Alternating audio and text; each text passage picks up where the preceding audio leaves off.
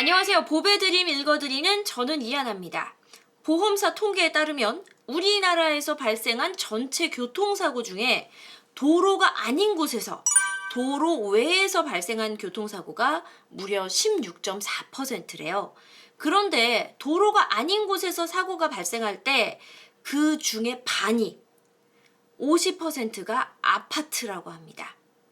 그런데 문제는 뭐냐 하면 아파트 단지에서 발생하는 교통사고는 교통사고 처리 특례법이 적용이 되지 않습니다. 왜? 도로가 아니기 때문이죠. 그렇다면 이건 어떻게 해결이 될런지 오늘 보배드림 읽어주는 여자 단지 내 교통사고에 대한 이야기 해보려고 합니다. 먼저 영상부터 함께 보시죠. 아파트 단지 내고요.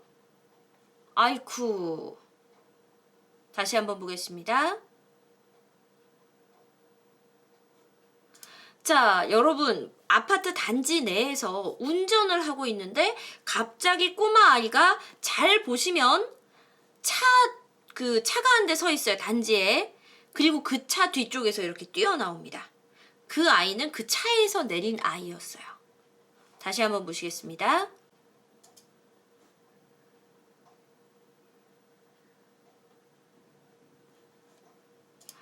아이가요, 차가 오는 방향을 전혀 살피지도 않고 그저 냅다 뛰다가 사고가 난 모습입니다. 자, 보배드리며 올라온 글 함께 합니다. 안녕하세요. 저는 천안에 거주하고 있는 사람입니다. 먼저 상황 설명을 드리자면 9월 말경 제가 살고 있는 아파트 단지에서 속도 약 15에서 20km 정도로 서행 중이었습니다. 그런데 영상으로 보면 속도가 좀 빨라 보이잖아요. 사실 이게 저도 운전 방송을 하지만 영상으로 보면 원래 차의 속도가 조금 빠르게 느껴지긴 합니다. 불박으로 보면 속도가 좀 나 보인다는 이야기가 있는데요. 지금은 트라우마가 생겨서 지금 영상에 나오는 저 구역은 10km 이하로 기어 다니고 있습니다. 제가 주행 중인 방향으로 봤을 때는요, 왼쪽이 아파트 단지고 오른쪽이 어린이 놀이터예요. 제가 주행 중에 약 50m 앞에서부터 왼쪽 차량은 주차 중이었어요. 여기, 이 차량은 주차 중이었어요. 그리고 이 왼쪽 길에서 사람이 움직이는 전혀 움직임은 없었습니다. 그래서 서행을 해서 단지 내를 통과하면서 여기 이렇게 통과하면서 오른쪽 한번 확인하고 왼쪽하고 정면을 보면서 전진하는데 갑자기 아이가 요 서 있는 차 뒤에서 뛰쳐나오면서 사고가 발생을 한 겁니다. 제 차에는 저와 아내 그리고 뒤에는 카시트에 타고 있는 5살과 3살 아이들이 있었어요. 그러니까 지금 사고를 내신 분, 이 블랙박스의 주인공 차에는 주인공, 아내 그리고 아이 둘이 타고 있었어요. 사고 발생 직후 저는 너무 놀란 나머지 기어를 피해 넣고 바로 뛰어나갔습니다. 아내는 동영상처럼 비명을 질렀어요. 그리고 뒤에 저희 아이들은 신경 쓸 겨를도 없이 뛰어나갔다 돌아왔더니 아이들이 엉엉 울고 있었어요. 이런 상황에서 그 차에 타고 있던 부모는 아까 그 정차된 차에 방금 사고 난 아이의 부모가 타고 있었어요. 사고 당시 앞자리에 앉아 있었고요. 뒷문에서 아이 혼자 내리자마자 뛰어서 건너편 놀이터로 가려고 했던 것 같습니다. 그쪽 부모 또한 나와서 아이의 상태만 살피면서 본인들이 잘못한 부분은 생각조차 하지 않더라고요.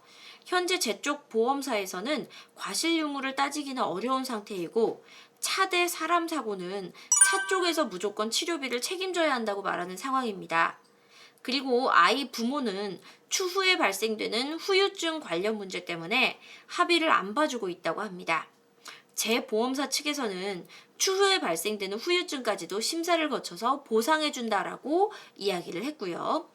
솔직히 저도 아이를 키우는 입장이라서 아이가 얼른 치료받고 문제없이 그냥 합의만 했어도 이런 글을 올릴 생각 안 했는데요. 사고 직후부터 억울한 부분들이 생기다 보니까 지금 기분이 별로 좋지 않습니다. 이럴 땐 어떻게 처리하는 게 좋은지 답변 부탁드립니다. 자, 보시면 일단은 여기가 차를 세우면 안 되는 자리인데 사고 난 아이의 부모가 차를 세우면 안 되는 자리에 차를 세워서 사각지대를 발생시킨 건 사실이죠. 그리고 나서 요 뒷좌석에서 아이가 내려서 후루룩 놀이터로 가는데 앞에서 이렇게 차가 오고 있었을 거 아니야. 그러면 이거를 애한테 야, 차 오고 있어. 차 지나가고 난 다음에 건너라던가 요런 얘기를 안 해준 것도 사실이긴 합니다. 그리고 이 차의 운전자는 솔직히 여기서 애가 튀어나올 거라는 건 예상할 수도 없다라고 저는 생각을 해요. 그런데 문제는 아무리 이쪽 부모의 과실이 있다고 해도 차 대 사람의 경우에는 차가 현저하게 불리한 것도 사실입니다. 자, 보배드림의 이 글이 올라오고 나서 우리 보배 형님들의 댓글부터 살펴보겠습니다. 보험 처리하셨으면 잊으세요. 솔직히 불방님 과실 0이고 그 아이 부모 과실 100 잡고 싶지만 점점점 부모가 차에 없던 것도 아니고 차 오는 게 보였을 텐데 말리지도 않고 그냥 놔두다니 이해가 안 가네요. 보험 처리했으면 상대가 보험사랑 합의를 하든 어쨌든 님이 할 일 다 한 겁니다. 애 부모 입장에선 합의가 겁날 수도 있고요. 아무튼 보험 처리하면 끝. 다음 댓글 읽어볼게요. 사람하고 부딪혔을 때는요, 접촉사고라고 하는 게 아니고요, 대인사고예요. 그리고 완전 똥 밟았네요. 불법 주정차한 차량 뒤로 뛰어나오는 거, 그거 슈마워도 못 피합니다. 그리고 대인은 님 과실 1%만 나와도 접수하고 치료해줘야 하는 거라서 억울하겠지만 현재 법령상 어쩔 수가 없어요. 아이가 크게 안 다쳤으면 다행인 거예요. 억울하시겠지만 이럴 때 있는 게 보험이라고 생각하시면 그나마 속 편합니다. 그래서 저는 자동차 책임보험만 들고 타시는 분들 진짜 이해 안 가요. 자동차 보험은 운전자로서 반드시 들어야 된다고 생각을 합니다. 솔직히 아이 부모님이 더욱 조심했어야 하는데 아쉽습니다. 저라면 아이가 차에서 타고 내릴 때 주변을 살피고 안전한 경우에만 내려주는 걸 허락하거든요. 대부분은 제가 먼저 내린 뒤에 아이를 내려줍니다. 저도 이게 맞다고 봐요. 아이들이 솔직히 맞은편에서 차가 오는지 저쪽에서 차가 오는지 신호가 바뀌었는지 애들이 이거 못 봅니다.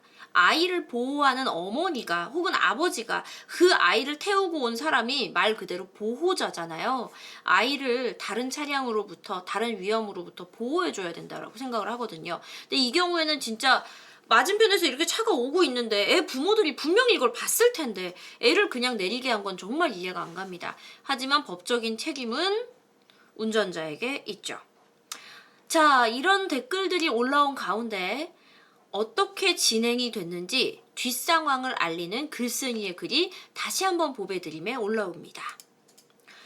내용 요약을 하자면요. 아파트 단지 내에서 아이와 대인사고가 발생하고 동영상 왼쪽의 쉐보레 차량은 아이 부모차였고 그 부모차가 사각지대를 손수 만들어줬어요. 보조석 측 뒷좌석에서 아이가 혼자 뛰어나와서 뛰어갔고요.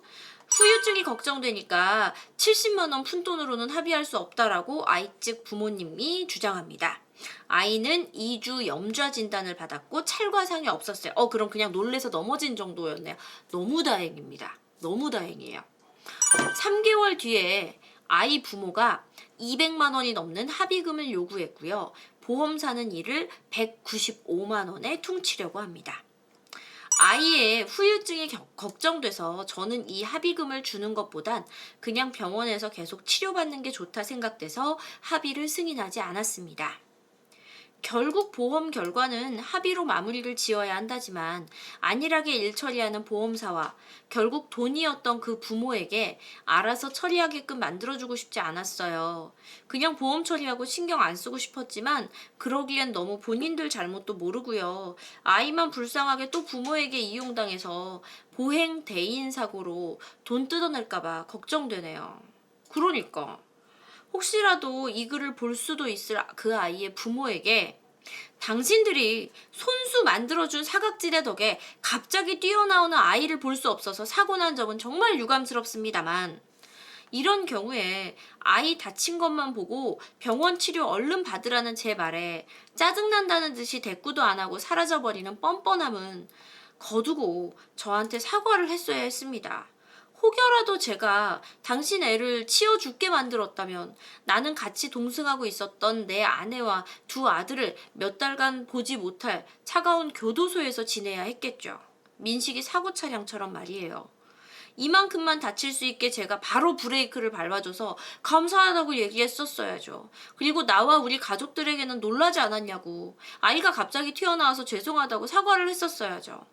앞으로는 다른 사람에게 피해가지 않게 주정차 하시고요.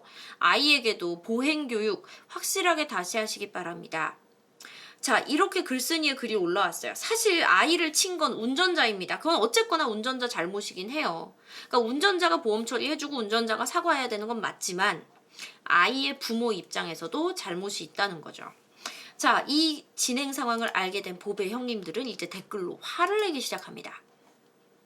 아이 10, 아이 부모 90, 불박 운전자 0, 대인 취소하고 억울하면 소송하라 그래요. 부모가 얼마나 못 배우고 개념이 없으면 아이를 저렇게 방치해요. 아이 부모가 전적인 가해자여야 맞는데 애 키울 자질조차 없는 건데 이거 보험사에 지급 정지하라 하시고 소송 걸어서 받아가라고 하면 안 되나요? 근데 아파트 내면요 경찰 신고해봐야 뭐 없더라고요. 그나마 어린이 보호구역 아니어서 다행입니다. 애들은 잘못 없죠. 부모들이 안전교육을 잘못 시킨 게 늘 문제였죠. 이제 여러분 잠시 후에 제가 민식이법에 대한 이야기를 이야기하겠지만 어린이 보호구역 내에서 아이와 이렇게 대인사고가 나면 어마어마한 일들이 벌어진다는 거 알고 계시죠? 애를 이용해서 돈 벌어먹으려는 거 아니에요? 변신 자동차도 아니고 대체 저런 사고 어떻게 피하라는 거죠? 네, 여러분, 사실 아이가 보행교육을 제대로 받지 못해서 앞뒤, 옆 안 살피고 무작정 뛰어나간 건 아이의 잘못이 맞습니다만, 아이니까 그렇게 모르는 아이를 가르치는 게 부모의 책임이라고 생각합니다. 그렇다면 지금부터 민식이법에 대한 이야기를 좀 해볼게요. 민식이법은 충청남도 아산시 어린이 보호구역에서 김민식 군이 사망한 사건을 계기로 생긴 법입니다. 그리고 오는 3월부터 이 법이 실제로 시행될 예정입니다. 그런데 아직까지도 굉장히 많은 논란의 소지가 있습니다. 민식이법은 도로교통법, 특가법 등 두 가지의 법률의 개정안을 의미하는데요. 어린이 보호구역에 신호등과 CCTV를 의무 설치하는 내용도 담고 있지만 논란이 되는 내용이 있습니다. 바로 이겁니다. 교통사고 가해자에 대한 처벌 강화 규정입니다. 자, 이 규정 우리 한 번쯤은 정확하게 규정으로 읽어봅시다. 그동안 누가 이렇다더라 말은 많이 들었잖아요. 어린이를 사망에 이르게 한 경우에는 무기 또는 3년 이상의 징역에 처한다. 내가 아무리 천천히 가고 애가 갑자기 튀어나오거나 갑자기 위에서 뛰어내렸거나 차들과 차들 사각지대에서 뛰어나와서 아무리 신이라 해도 피할 수 없는 그런 사고라도 그래서 만약 애가 내 차에 치이면 나는 무조건 감옥을 간다는 얘기입니다. 애가 치여서 죽었을 경우에 이 법은 예외가 없다는 게 왜? 무기 또는 3년 이상의 징역에 처하거든요. 어린이를 상해에 이르게 한 경우에는 1년 이상 또는 15년 이하의 징역, 감옥 가는 거예요. 애가 다치면. 또는 500만 원 이상 3천만 원 이하의 벌금에 처한다. 이게 바로 처벌 강화 규정입니다. 이건 뭐냐면 최소한 벌금형이에요. 최소한 벌금 전과가 남는다는 얘기입니다. 내가 아무리 운전을 살살해서 가도 정말 사각지대가 심각하고 다른 모든 사람이 다 잘못하고 애가 갑자기 뛰어나오더라도 일단 애를 치면 나는 최소 벌금형 이상의 벌금형 이상의 전과가 남는다는 얘기예요. 만약에 저는 법이란 형평성이 있어야 한다고 생각합니다. 아이들은 물론 보호받아야 할 존재이지만 어른들도 운전자도 보호받아야 할 존재 아닙니까? 제가 아이가 없어서 이런 생각을 하는 건 아니라고 생각합니다. 아이의 생명도 1이면 어른의 생명도 1이고 보행자의 생명도 1이면 운전자의 생명도, 운전자의 인권도 1이라고 생각합니다. 국민을 불필요하게 전과자로 만들 필요는 없습니다. 교통사고라는 건 아무리 잘해도 언제든지 일어날 수 있는 사고이기 때문에 그래서 우리가 드는 게 보험 아닙니까?